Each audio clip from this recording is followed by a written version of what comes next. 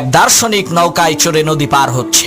এমন সময় সে নৌকার মাঝিকে বলল, ভাই তুমি কি ভূগোল চেনো? তখন মাঝি বলল, জনাব, এই ভূগোল হইল ধনী মানুষের খাবার, আমরা হইলাম গরিব মানুষ। ভূগোলের মতো এত দামি জিনিস খাওয়া তো দূরের কথা, জীবনে ভূগোল চোখেও দেখি নাই। মাঝির এই কথা শুনে সেই দার্শনিক বলল, বেটা বেকুব, ভূগোল কি খায় নাকি? তুমি এখনো ভূগোল চেনো না? তোমার তো জীবনের 6 আনাই শেষ। কিছুক্ষণ পর সেই দার্শনিক আবার সেই মাঝিকে জিজ্ঞেস করলো, তুমি কি ইতিহাস জানো? তখন মাঝি বলল, স্যার, ইতিহাস না খাইলেও পাতিহাস জীবনে বহুবার খাইছি। তখন দার্শনিক বলল, বেটা বেকুব, এখনো পর্যন্ত তুমি ইতিহাস জানো না? তাহলে তো তোমার জীবনের 12 আনাই শেষ। এমন সময় সেই নদীর মধ্যে তুফান শুরু হয়ে গেল। মাঝি তখন দার্শনিককে বলল, স্যার, আপনি কি সাঁতার জানেন? দার্শনিক বলল, না, তা তো জানি না। তখন মাঝি বলল, স্যার, আমার জীবনের 12 আনা শেষ হইলেও 4 আনা তো বাকি আছে, আর আপনার জীবনের তো 16 আনাই শেষ। সাঁতার জানেন না? এইবার পানির মধ্যে ডুবে মরেন, আমি গেলাম।